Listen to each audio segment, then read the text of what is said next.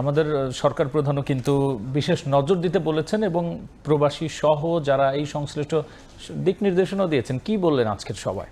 রাবি, আপনি জানেন যে পুরো মধ্যপ্রাচ্যে কিন্তু লাখ লাখ প্রবাসী বাংলাদেশি অবস্থান করছে।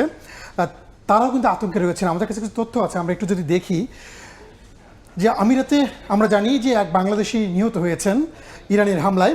কুয়েতে আহত হয়েছেন 4 জন।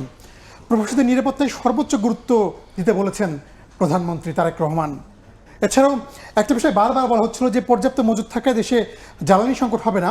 যে আতঙ্কটা ছিল যে যেহেতু ইরান হামলা চলছে, যদি হরমুজ প্রণালী বন্ধ হয়ে যায় তাহলে সারা বিশ্বে তেলের ঘাটতি দেখা দিবে এবং এতে জ্বালানি যদি সংকট দেখা দেয় তাহলে সব কিছুর দাম কিন্তু বাড়বে।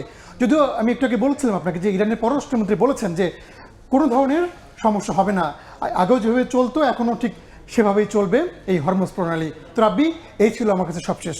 রানা, অসংখ্য ধন্যবাদ আলোচনায় যুক্ত হওয়ার জন্য। ধন্যবাদ। ইরানে যুক্তরাষ্ট্র ইসরায়েলের আগ্রাসন, একই সাথে বিশ্ব পরিক্রমা এবং একই সাথে বাংলাদেশে কি প্রভাব পড়তে পারে এবং বিশ্বের সার্বিক পরিস্থিতি, প্রতিক্রিয়া, এসব নিয়ে আলোচনায় যুক্ত হয়েছিলেন সহকর্মী রায়হানুল রানা।